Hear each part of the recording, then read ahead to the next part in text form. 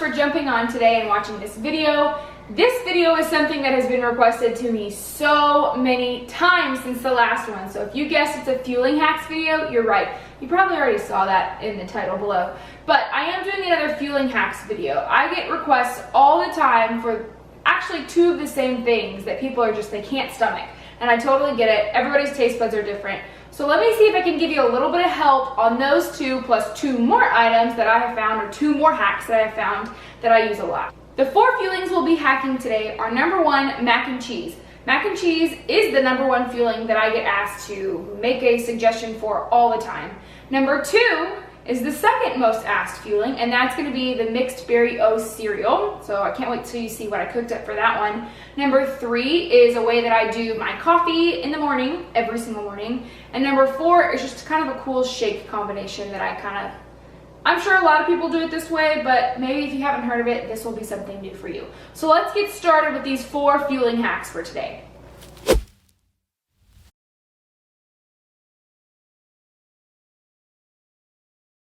I like to call this fueling hack my new age coffee. So I have coffee every single morning if I don't want to get a headache, and I just like to have coffee. It's something that I've done for a couple of years now. I have coffee at least once a day. So this is the way that I flavor it without using almond milk or sweeteners or Splenda. You may use those and that's totally fine. But this may be a way for you to completely eliminate those condiments so you can use them later on. What I'm using is a mocha shake. You can also use a chocolate shake, a vanilla shake, a peanut butter shake, a caramel macchiato shake. The only shakes I probably wouldn't recommend you use are strawberry and the orange, if you ever try the orange from Medifast. I would not recommend that for this recipe, but hey, if you want to go crazy and try it, by all means. So the first thing I'm going to do is I'm going to brew 10 ounces of coffee. But before I do that, I'm going to fill this NutriBullet glass up about halfway with ice. And then while I'm waiting for my Keurig to warm up, now you can definitely do this if you don't have a Keurig. You can just do everything, you just pour the coffee over it. I'm going to take my shake, pour it over my ice cubes. You can use any kind of coffee that you like. I personally choose between hazelnut cream, caramel drizzle, or my personal favorite is vanilla biscotti, Folgers brand, but you can use anything you want. So once my Keurig is warmed up, I'm gonna go ahead and of course put the K-Cup in. Like I showed before, I have ice with my mocha shake poured over it. I'm gonna put that underneath it and just brew the 10 ounces of coffee over that. I'm gonna let that do its thing. So as you can see, I've now brewed the coffee over it. Most of the ice on the inside has melted, but I really don't like lukewarm coffee. So I always put a couple extra ice cubes in there. Then I'm gonna screw the top on and I'm gonna blend this in my NutriBullet just until it makes like a frothy cappuccino, frappuccino kind of thing. So you'll see.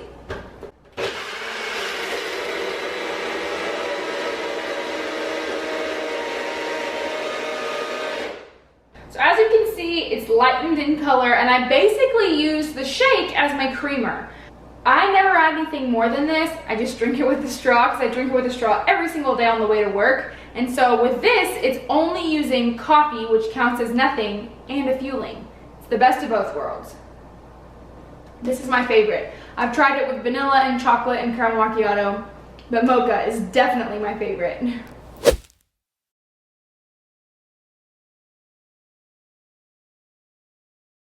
So this next fueling is kind of similar to one of the ones I did in my last video. If you haven't seen that last video, I'll go ahead and link it down below, and there'll also probably be a card up above that kind of shows some of those fueling hacks. But one of the most favorite ones that I did was like a Dairy Queen treat is what I call it. If you don't have Dairy Queen, probably are there states that don't have Dairy Queen? Anyway, so they always have like ice cream treats. In the last fueling hacks video, I made one that was called the DQ treat with a brownie fueling. This one's very, very similar, but I added a little bit to it. So I've got, of course, my brownie fueling in my NutriBullet already. I'm also gonna add in 6 to 7 to 8, however many you want, ice cubes. I'm gonna add in a cup of water. I'm going to add in 1 tablespoon of cream cheese. Up to right now, this is exactly the same as the last one. Fun fact, Illinois has 270 Dairy Queens, Minnesota has 254. There are Dairy Queens in every state but for Vermont. Texas, I'm quoting from an article here, Texas is a world unto itself. Texas is so large that Dairy Queens here have their own food system. So it's not part of the regular. It's interesting. Cool. Okay, the new thing I'm gonna add to this hack to make it the Reese's Peanut Butter Cup Shake is I'm going to add in 1 tablespoon, which is half of your optional snack for the day, of PB2. Just like with the mocha fueling hack, I'm gonna go ahead and blend it up.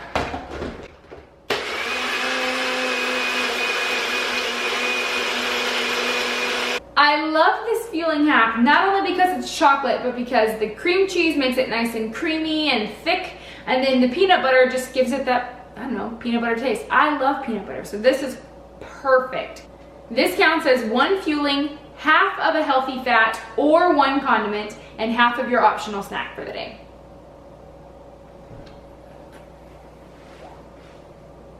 It tastes just like a Reese's Peanut Butter Cup. Just like a Reese's Peanut Butter Cup.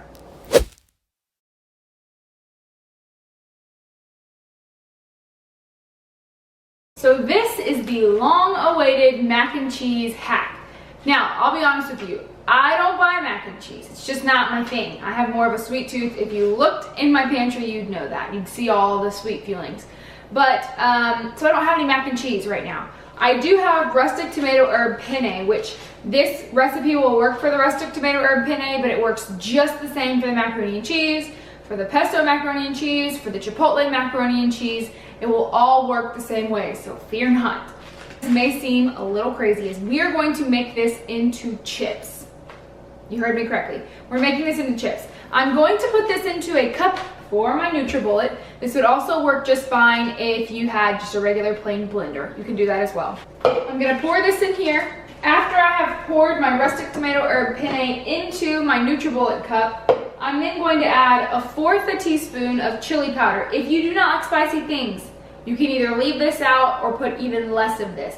But I'm going to put 1/4 teaspoon of chili powder into the NutriBullet cup as well as 1/4 teaspoon of garlic powder.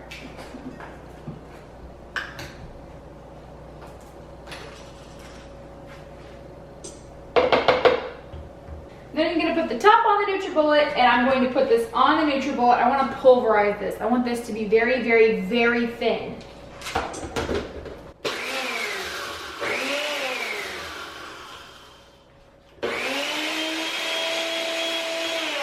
Then you're going to want to pour this into a bowl, and then add 2 tablespoons of water.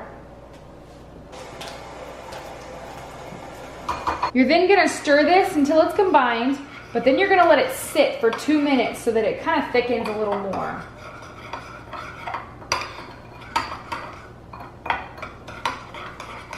Let it sit. While your chip dough, I guess you could say it, is thickening, you're gonna wanna take a pretty large piece of parchment paper. You'll see why in just a second. Give it a good spray. I'm using Pam, like the olive oil edition. Once you have let your dough sit for about 2 minutes, plop it into the center of this parchment paper, kind of in one big clump.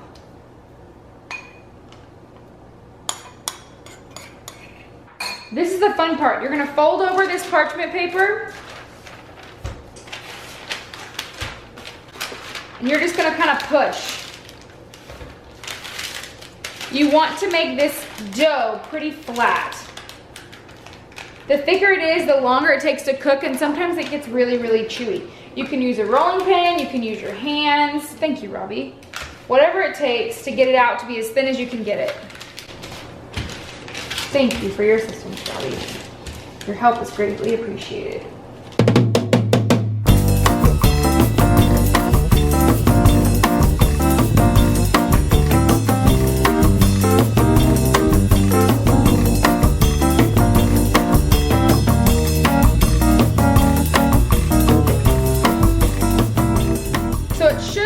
Something like this. Now comes the hard part.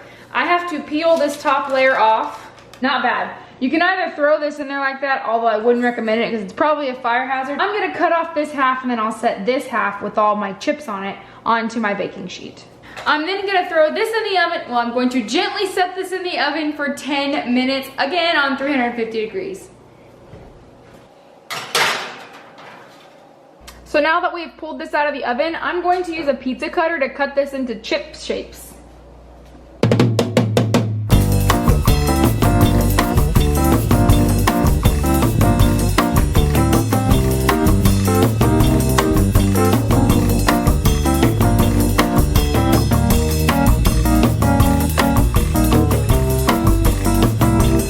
This recipe yields 1 fueling and 2 condiments.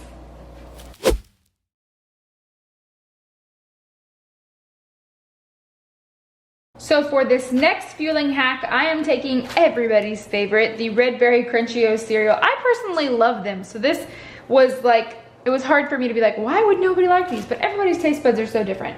So the first thing that I'm going to do, because I'm going to turn these into kind of like, if you've ever heard of cake balls or Oreo balls, we're going to make Red Berry Crunchio cereal balls.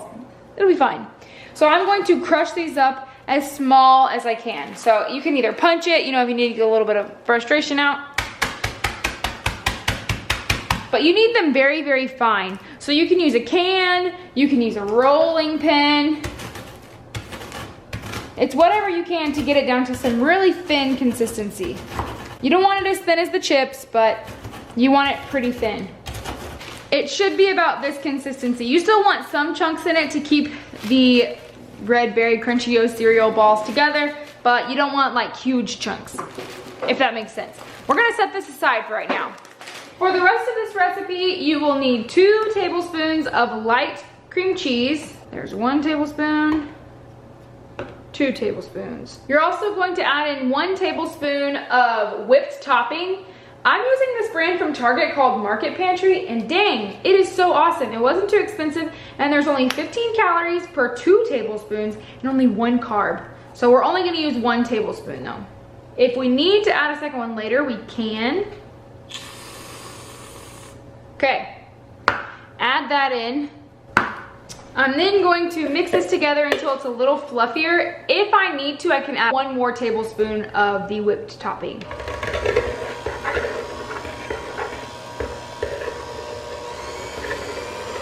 I think I will add 1 more tablespoon of the whipped topping.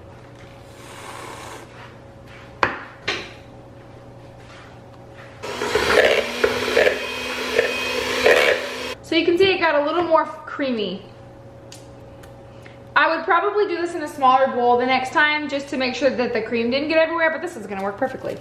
So I'm gonna pour in my pulverized cereal. Then I'm gonna use my hands to mix it together.